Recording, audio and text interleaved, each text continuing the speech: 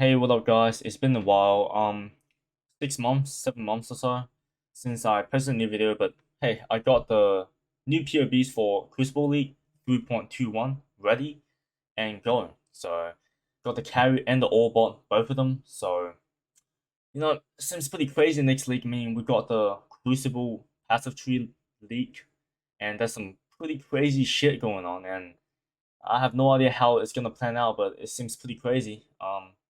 Yeah, let's go right into it. I mean, Spark did get a nerf for this league.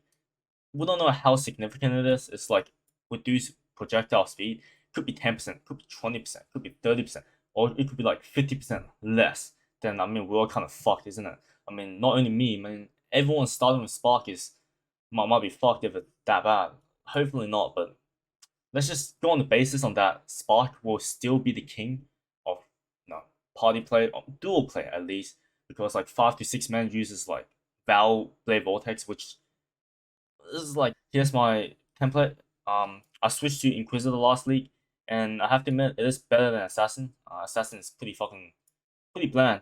It's still good, but pretty bland. So Inquisitor is really good. Because you can you have the concentrated ground, and you can use RF permanently, and you can use low life, which gives you like what straight up like 70% more spell damage, which is pretty ridiculous.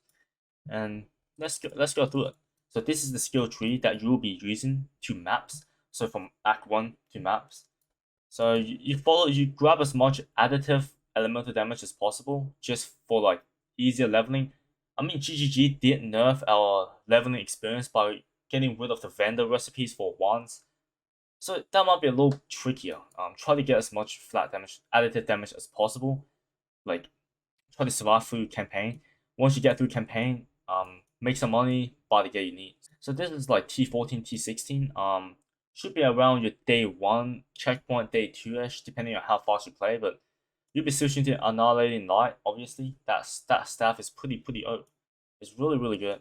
So you use Annihilating Light, obviously Heat Shiver, all the other stuff. I use Soulthirst, which is a bit weird. I used it last league. It worked wonders for me. This is day one. I used Soulthirst. I didn't plan this for league start last league. I just like I remember checking out like was it Gazzy's? Not Gazzy's. Havoc Stream, right? Havoc Stream, and then he was using Soulthirst. So I'm like, why don't I give it a try? And then I give it a try, and it's pretty nuts. Went from like level 80 something, I think like 82 when I switched, to like level 91, level 90 something, like a couple hours. It was really fast. So Soul Thirst is really good. Um, and then all your other generic stuff. Let's go through the Nebulous tree. This is what you'll be using to kill Simulacrum. Just absolutely shit on Simulacrum. I remember switching to this version. I don't think I've never died a single time from level 96 or level 95 to like level 99 at like 95%.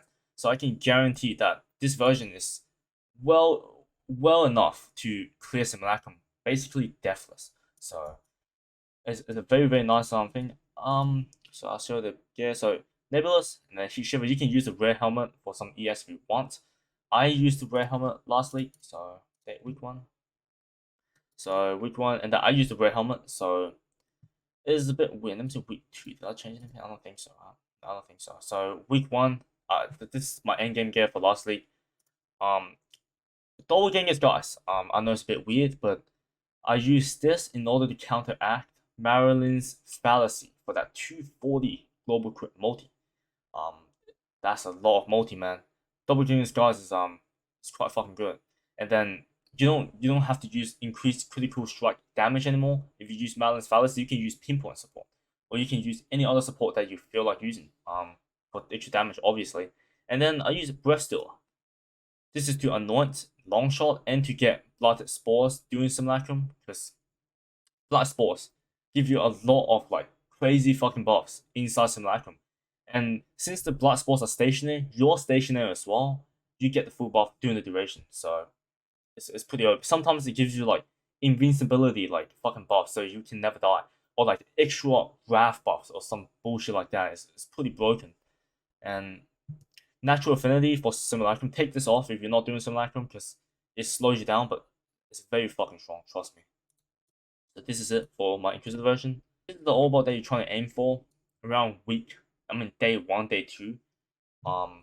It's quite simple. I mean, you haven't got Anoint yet, because obviously golden ores are very expensive early on. You need golden ores to get champion of the course, and it's pretty simple. One key tip that I want to give you is, before buying any fancy stuff for Aurabot other than Jinx Juju, maybe like Victor's Influence, the first significant upgrade that you actually need is Prism Guardian. This this shield enables you to use 3 purities: purity of ice, purity of fire, and purity of lightning. These 3 are like you need it. Like you need it for fast progression. When you get to T16s, you better get this, like, because otherwise enemies will hit pretty hard. And if you don't have this, you better get it ASAP. 1 to 2 divines, do Chaos Vendor, farm essences since essences is back. Do whatever you want. Do whatever you need to get Prism Guardian. This is the first thing that you need. Trust me. And then this version already fits 14 ores, which is every ore that you need in the game. Discipline, Defiance Banner, Clarity, Haste. This does not count. Enable Discipline. Does this count? No, it doesn't count. It doesn't matter. Grace, Determination, Pure Aligning, and all the other stuff that you need. That's literally it. Let's go to the endgame. So, yeah, there you go. This is the template. Sorry. This is the day 2 one. I can send all these over if you guys want to check out the gear and import their own POB if you want. Week 1. Yeah, this is the week 1 template, which is the end game that you're trying to aim for. Obviously, you got your over Timeless Shoe. This is you need this. It gives you like a fuckload of ore effect. This is one of the biggest upgrades that you ever get. Once you get this, everything just feels like 5 times easier. You don't have to do anything. 5 times easier at least. Since this got removed, putting it here would be a better choice, honestly. Grab this, take this, and this. Yep. And then all your other stuff, and then your gear obviously will be Ephemeral Edge. You can switch this out with like a Redeemer and Crusader weapon, I think, for Wrath or Zealotry or effect increase if you want. But Ephemeral Edge is, you don't need damage. If you're playing Inquisitor and you got the POB that I showed you just then, you don't need damage. Prism Guardian, obviously, and then lastly, my Aurabot didn't even use a synthesized Aurabot effect helmet. If obviously the Aurabot uses it, I think it will be 90-90, 90%, assuming if you take this new notable, so it'll be like a 89% Aurabot, so it's pretty good. For the armor, this is you're gonna need this for like if you want to push your Aurabot to the next level. I mean, dude, fucking technically 15% increased ore effect. That's pretty significant and a ton of ES. But this armor is pretty shit, like, because the prefixes got filled up and you can't craft anything and it's fucked up. So yeah, you can definitely do better than this. Like, come on. Shepherd's Arch, March of Legion. It's a bit of a pretty cool one. Use Elixir of the Unbroken Circle for enduring charges.